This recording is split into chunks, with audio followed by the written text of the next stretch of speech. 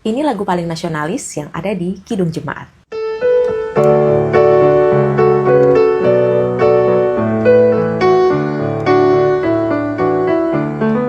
Kidung Jemaat nomor 337, Betapa Kita Tidak Bersyukur, ditulis oleh seorang eks-tahanan politik yang bernama Subronto Kusumo Atmojo.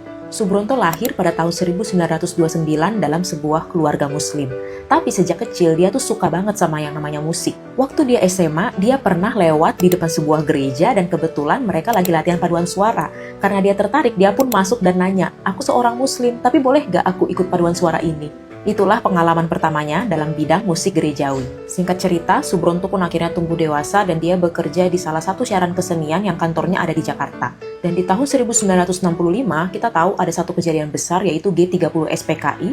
Dan setelah kejadian itu, tepatnya saat Orde Baru berkuasa, orang-orang yang dianggap PKI itu benar-benar dibenci dan diburu oleh pemerintah. Ini salah satu sejarah kelam bangsa kita ketika banyak orang dibunuh, disiksa dan juga ditangkap karena dianggap antek-antek PKI. Nah, Subronto ini adalah salah satu orang yang dituduh PKI.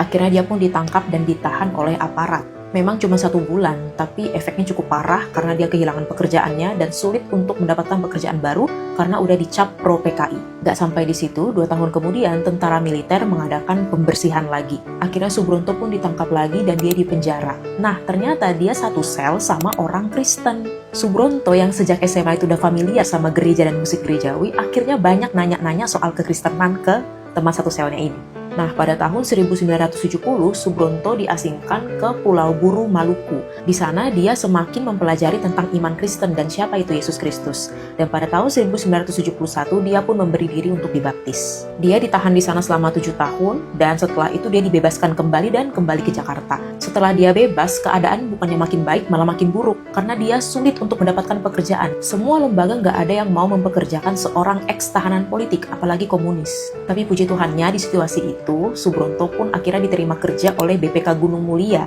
sebagai editor buku musik. Nah, di karirnya inilah dia mulai bekerja sama dengan Yamuger atau Yayasan Musik Gerejawi yang di kemudian hari menerbitkan Kidung Jemaat. Dalam kerjasamanya itulah dia pun menuliskan banyak sekali lagu, salah satunya adalah Kidung Jemaat nomor 337, Betapa Kita Tidak Bersyukur. Padahal kalau dipikir-pikir nih ya guys, dia tuh punya segudang alasan untuk membenci negaranya sendiri. Meskipun disiksa oleh rezim, Subronto tetap mencintai tanah air dengan sepenuh hati. Dia bahkan mengakui bahwa tanah air Indonesia ini adalah karunia Tuhan yang Maha Kuasa. Ini juga mengajarkan kita satu pesan yang sangat dalam. Sebenci apapun kita sama rezim yang saat ini sedang memerintah, jangan pernah berhenti untuk mencintai Indonesia.